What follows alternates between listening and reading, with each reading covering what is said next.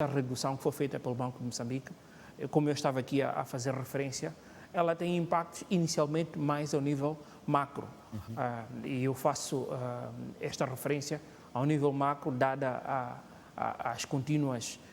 queixas ou as contínuas preocupações que têm estado a ser apresentadas, quer seja pelo setor empresarial, estamos a falar do setor privado, e quer seja por aquilo que vários analistas económicos, estudiosos, têm estado a olhar para o comportamento da própria economia, o comportamento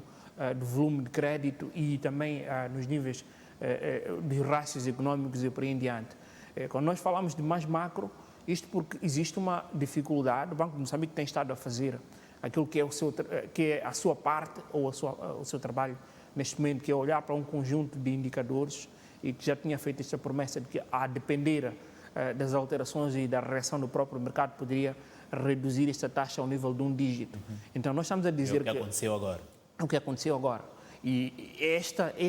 nós podemos dizer que é um marco histórico desde 2017. Se nós olharmos aqui para o conjunto de alterações, esta é a primeira vez desde 2017 que voltamos a estar ao nível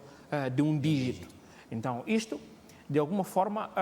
pressupõe que existe confiança por parte do Banco de Moçambique relativamente ao próprio desempenho da economia e relativamente ao desempenho inflacionário da própria economia. Agora, quando eu fazia referência à dificuldade que o Banco de Moçambique tem estado a encontrar ou a ter, no sentido de fazer transmitir estas alterações de forma imediata, ou retransmitir estas alterações para o setor real da economia. Isto quer dizer que, de alguma forma, a depender da forma como a própria economia vai reagir, os próprios entes que compõem a própria economia, incluindo o próprio Estado, existe aqui o risco de não se conseguir efetivar a transferência destes, digamos, entre aspas, destes benefícios, destas alterações para o setor produtivo da própria economia e, de alguma forma, financiarmos aquilo que é as operações do próprio Estado e, de alguma forma, aumentarmos aqui o endividamento. Mas isto tem de ser olhado numa perspectiva que tem estado a ser acompanhada nos próprios relatórios, nas comunicações que o Banco de Moçambique tem estado a fazer, os alertas que o Banco de Moçambique tem estado a fazer relativamente ao crescimento da dívida e da necessidade de encontrarmos alternativas que é para poder financiar, aproveitar os ganhos introduzidos por estas alterações, que é para financiar o setor produtivo. O que é que tem estado a acontecer? Nós, quando olhamos para os dados e os relatórios relativos à prime rate, que vai compor, que compõem aqui os spreads bancários e os prémios de custos agregados e por aí em diante, e o custo de financiamento, que é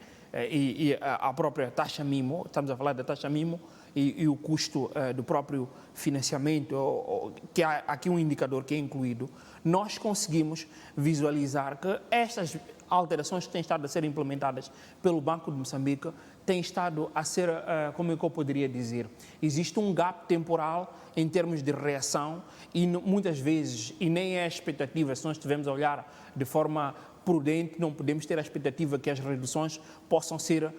de igual forma, porque daquilo que tem estado a ser